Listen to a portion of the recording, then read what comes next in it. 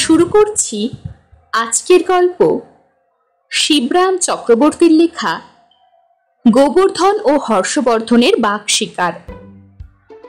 হর্ষবর্ধনকে আর রোখা গেল না। তারপর কিছুতেই বাঘ মারবার জন্য তিনি মরিয়া হয়ে উঠলেন। আর একটু হলেই তো মেরেছিল আমায়। তিনি বললেন, ওই হতভাগা বাঘকে আমি সহজে ছাড়ছি না। কি করবে দাদা তুমি বাঘ নিয়ে? পুষবে নাকি? মারবো ওকে। আমাকে মেরেছে আর ওকে আমি রেহাই দেব তুই ভাবছিস? তোমাকে আর মারলো কোথায়? মারতে পারলো কই? একটুর জন্যই বেঁচে গেছি না। মারলে তোরা বাঁচাতে পারতিস আমায়? গোবর্ধন চুপ করে থাকলো। সে কথার কোনো জবাব দিতে পারলো না। এই গোফটাই আমায় বাঁচিয়ে দিয়েছে বলতে গেলে, বলে নিজের গোফ দুটো তিনি একটু চুমড়ে নিলেন। এই গোফের জন্যই বেঁচে গেছি আজ, নইলে ওই লোকটার মতোই হাল হতো আমার।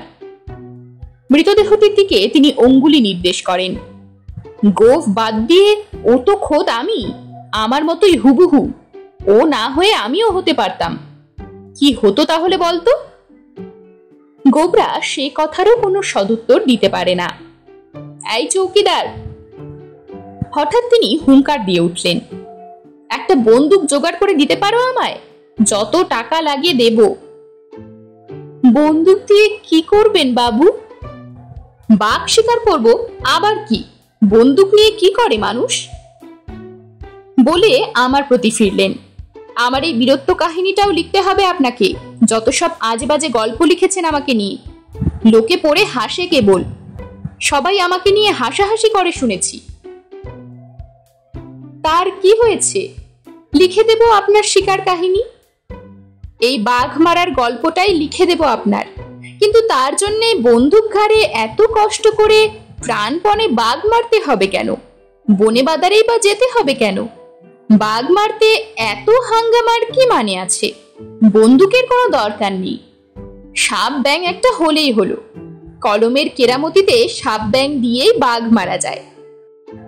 মুখেন মারিতং বাঘ? গোবরা টিপ্পনি কাটে। আপনি টাকার কথা বলছেন বাবু? চৌকিদার এতক্ষণ ধরে কি যেন গভীর চিন্তায় মগ্ন ছিল। মুখ খুলল এবার। তা টাকা দিলে এনে দিতে পারি একটা বন্দুক দুদিনের জন্য। আমাদের দারোগা সাহেবের বন্দুকটাই চেয়ে আনতে পারি। বাঘের ভারী উপদ্রব হয়েছে এধারে, মারতে হবে বাঘটাকে। এই বললেই তিনি ওটা ধার দেবেন আমায়। ব্যবহারের পর আবার ফেরত দিয়ে আসবো। শুধু বন্দুক নিয়ে কি করব শুনি? ওর সঙ্গে গুলি, কার্তুজ, টোটা ইত্যাদি এসবও তিনি দেবেন তো? নইলে বন্দুক দিয়ে পিটিয়ে কি বাঘ মারা যায় নাকি? তেমনটা করতে গেলে তার আগেই বাঘ আমায় সাবার করে দেবে। তা কি হয় কখনো? বন্দুকের সঙ্গে কার্তুজ টার্তুজ দেবেন বই কি বাবু? তাহলে যাও নিয়ে এসোগে চটপট, বেশি দেরি করো না। বাঘ না মেরে নড়ছি না আমি এখান থেকে। জলগ্রহণ করব না আজ। না না, বন্দুকের সঙ্গে কিছু খাবার টাবার নিয়ে এসো ভাই। আমি বাতলাই, খালি পেটে কি বাঘ মারা যায়? আর কিছু না হোক একটু গাঁজা খেতে হবে অন্তত। আনবো নাকি গাঁজা? সে শুধোয়।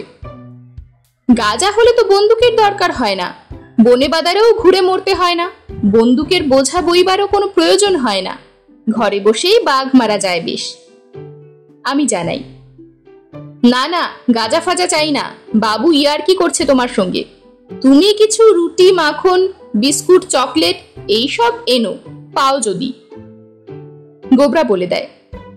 বন্দুক এনে হর্ষবর্ধন আমায় শুধলো। কি করে বাঘ মারতে হয় আপনি জানেন? বাঘে পেলেই মারা যায়, কিন্তু বাঘেই পাওয়া যায় না ওদের। বাঘে পাবার চেষ্টা করতে গেলে উল্টে নাকি বাঘেই পায়। বনের ভিতরে সেদুতে হবে বাবু। চৌকিদার জানায়। গভীর বনের ভেতরে পা বাড়াতেই প্রথমেই যে এগিয়ে এসে আমাদের অভ্যর্থনা করলো, সে কোনো বাঘ নয়, বাঘের বাচ্চাও না। আস্ত একটা কোলা ব্যাং। ব্যাং দেখে হর্ষবর্ধন ভারী খুশি হলেন। বললেন, এটা শুভ লক্ষণ। ব্যাং ভারী পয়া, জানিস গোবরা? মা লক্ষ্মীর বাহন বুঝি? সে তো পেঁচা। দাদা জানান, কে না জানে। যা বলেছেন, আমি ওর কথায় সায় দিই। যত প্যাঁচাল লোকই হচ্ছে লক্ষ্মীর বাহন। প্যাঁচ কষে টাকা উপায় করতে হয়, জানো না ভাই? তাহলে ব্যাঙ বুঝি সিদ্ধিদাতা গণেশের? না না, বলে গোবরা নিজেই শুধরে নেয়। সে তো হলো গিয়ে ইঁদুর। আমি পয়া বলেছি, কারোর বাহন ঠাহন বলিনি। আমার নিজের অভিজ্ঞতায়। আমরা প্রথম যখন কলকাতায় আসি, তোর মনে নেই গোবরা? ধরমতলায় একটা মানি ব্যাগ কুড়িয়ে পেয়েছিলুম। মনে আছে, পেয়েই তুমি সেটা পকেটে লুকিয়ে ফেলেছিলে, পাছে কারোর নজর পড়ে। তারপর বাড়ি এসে খুলে দেখতে গিয়ে দেখলাম যে 4টে ঠ্যাং। তারপর ভালো করে পরীক্ষা করে দেখি কি, ও মা, ট্রাম গাড়ির চাকার তলায় পড়ে চ্যাপ্টা হয়ে যাওয়া ব্যাঙ একটা। আর কিছুতেই খোলা গেল না ব্যাগটা। গেল না বটে, কিন্তু তারপর থেকেই আমাদের বরাত খুলে গেল। কাঠের কারবারে ফেপে উঠলাম আমরা এখানে টাকা উড়িয়ে দিতে এসেছিলাম, কিন্তু টাকা কুড়িয়ে থই পাই না। তারপর ব্যাঙ তাহলে বিশ্বকর্মার বাহন হবে নির্ঘাত। গোবরা ধারণা করে যত কারবার আর কারখানার কর্তা ওই ঠাকুরটি। কি বলেন মশাই আপনি? ব্যাঙ বিশ্বকর্মার বাহনই তো বটে। ব্যাঙ না হলেও ব্যাংক তো বটেই। বিশ্বের কর্মীদের সহায় হচ্ছে ওই ব্যাংক।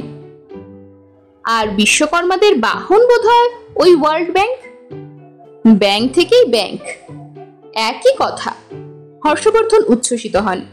ব্যাংক থেকেও আমার আমদানি, আবার ব্যাংক থেকেও। ব্যাংকটাকে দেখে একটা গল্পের কথা মনে পড়ল। আমি বলি, জাম্পিং ফ্রগের গল্প, মার্ক টোয়েনের লেখা। ছেলেবেলায় পড়েছিলাম গল্পটা। মার্ক টোয়েন মানে? হর্ষবর্ধন জিজ্ঞেস করেন। এক লেখকের নাম, মার্কিন মুলুকের লেখক। আর জাম্পিং ফ্রগ? গোবরার জিজ্ঞাস্য। জাম্পিং মানে লাফানো, আর ফ্রগ মানে হচ্ছে ব্যাঙ, মানে যে ব্যাঙ কিনা লাফায়। লাফিং ফ্রগ বলুন তাহলে মশাই। তাও বলা যায়। গল্পটা পড়ে আমার হাসি পেয়েছিল তখন, তবে ব্যাঙের ব্যাপারটা তেমন হাসির হয়েছিল কিনা আমি জানি না। গল্পটা শুনুন এবার। মার্ক টোয়েনের সময়ে সেখানে ঘোর দৌড়ের মতন বাজি ধরে ব্যাঙের দৌড় হতো। লাফিয়ে লাফিয়ে যে ব্যাঙ যার ব্যাঙ আর সব ব্যাঙকে টেক্কা দিতে পারত, সেই মারত বাজি। সেজন্য করতো কি, অন্য সব ব্যাঙকে হারাবার মতলবে যাতে তারা তেমন লাফাতে না পারে, লাফিয়ে লাফিয়ে এগিয়ে যেতে হবে তো, সেই জন্যেই সবার আড়ালে এক একটাকে ধরে পাথরকুচি খাইয়ে বেশ ভারী করে দিত কেউ কেউ। খেত ব্যাঙ সেই পাথরকুচি? অবোধ বালক তো, যাহা পায় তাহাই খায়। আমার বিশ্বাস হয় না। হর্ষবর্ধন ঘাড় নাড়েন। পরীক্ষা করে দেখলেই হয়। গোবরা বলে, এই তো পাওয়া গেছে একটা ব্যাঙ, এখন বাজিয়ে দেখা যাক না খায় কিনা। গোবরা কতগুলো পাথরকুচি জোগাড় করে এনে গেলাতে বসলো ব্যাঙটাকে। হাঁ করিয়ে ওর মুখের কাছে কুচি ধরে দিতেই কি আশ্চর্য, তক্ষুনি সে গোপালের ন্যায় সুবোধ বালক হয়ে গেল। একটার পর একটা গিলতে লাগলো টুপটাপ করে। অনেকগুলো গিলে ঢাউস হয়ে উঠলো ওর পেট। তারপর মাথা হেট করে চুপচাপ বসে রইল ব্যাঙটা। ভারী কি দেহ নিয়ে লাফানো তো দূরে থাক, নড়াচড়ার কোনো শক্তি রইল না আর তার। খেলতো বটে, খাওয়ালিও তো দেখলাম। ব্যাটা এখন হজম করতে পারলে হয়। দাদা বললেন, খুব হজম হবে। ওর বয়সে কত পাথর হজম করেছি দাদা। গোবরা বলে, ভাতের সঙ্গে এতদিনে যত কাকড় গিলেছি, ছোটখাটো একটা পাহাড়ি চলে গেছে আমাদের গর্তে। হয়নি হজম? আলবাত হয়েছে। আমি বলি, হজম না হলে তো জম এসে জমতো। ওই দেখো দাদা, আতকে চেঁচিয়ে ওঠে গোবরা। আমরা দেখি প্রকাণ্ড একটা সাপ, গোখরই হবে হয়তো, একে বেঁকে এগিয়ে আসছে আমাদের দিকে। চৌকিদার বলে, একটু নড়বেন না বাবুরা, নড়লেই সাপ এসে ছোবল দেবে। আপনাদের দিকে নয়, ব্যাঙটাকে নিতে আসছে ও। আমরা নিস্পন্দ দাঁড়িয়ে দেখলাম। তা বটে, আমাদের প্রতি ভ্রুক্ষেপ মাত্র না করে সে ব্যাঙটাকে এসে আত্মসাৎ করলো। সাপটা এগিয়ে এসে ধরলে ব্যাঙটাকে, তারপর এক ঝটকায় লহমার মধ্যেই মুখের ভেতর পুরে ফেললো, তারপর গিলতে লাগলো আস্তে আস্তে। আমরা দাঁড়িয়ে ওর গলার্ধকরণ লীলা দেখতে লাগলাম। গলা দিয়ে পুরুষ্টু ব্যাঙটা তার তলার দিকে চলতে লাগলো, খানিকটা গিয়ে থেমে গেল এক জায়গায়, সেইখানেই আটকে রইল। তারপর সাপটা যতই চেষ্টা করুক না, সেটাকে আর নামাতে পারল না। পেটের ভেতর ঢুকে ব্যাঙটা তার পিঠের উপর খুঁজের মতো উঁচু হয়ে রইল। উটকো ব্যাঙটাকে গিলে সাপটা উঠ হয়ে গেল যেন শেষটায়, তার মুখখানা যেন কেমনতর হয়ে গেল। খুব তীব্র বৈরাগ্য হলে যেমনটা হয়তো দেখা যায়, ভ্যাবাচাকা মার্কা মুখে সংসারের প্রতি বীতশ্রুত হয়ে জুবুথুবু নট নরণচরণ হয়ে সে পড়ে রইল সেইখানেই। তারপর তার আর কোনো উৎসাহই দেখা গেল না। ছুঁচো গেলার চেয়েও খারাপ দশা হয়েছে সাপটার, বুঝলে দাদা?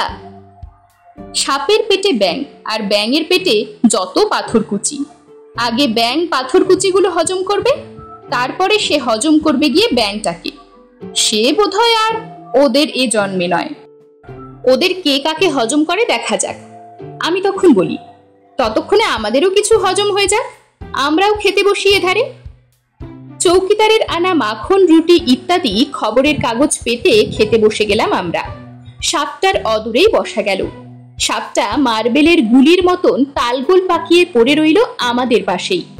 এমন সময় জঙ্গলের ওধারে একটা খসখসানি আওয়াজ পাওয়া গেল। বাঘ এসে গেছে বাবু, চৌকিদার বলে উঠল।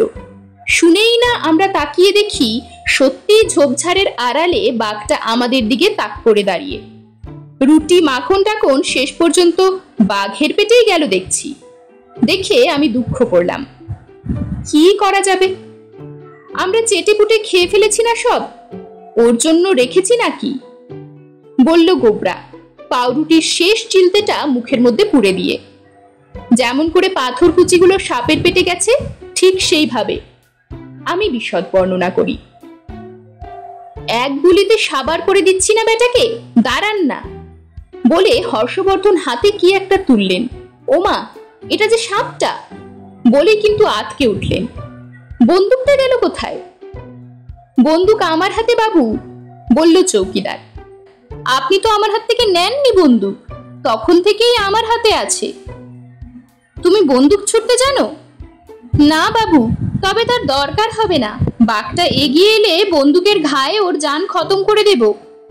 আপনারা ঘাবড়াবেন না।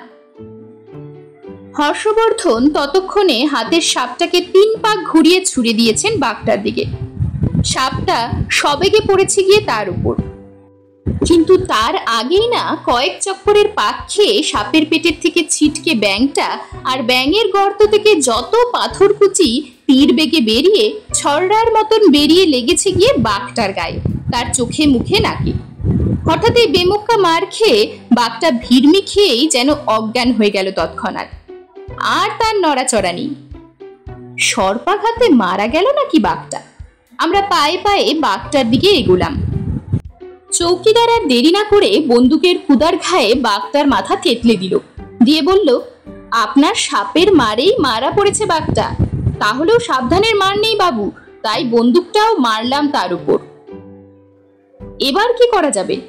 আমি শুধুই, কোনো ফটো তোলার লোক পাওয়া যাবে? বাঘটার পিঠে বন্দুক রেখে দাঁড়িয়ে বেশ পোজ করে ফটো তোলা যেত একখান।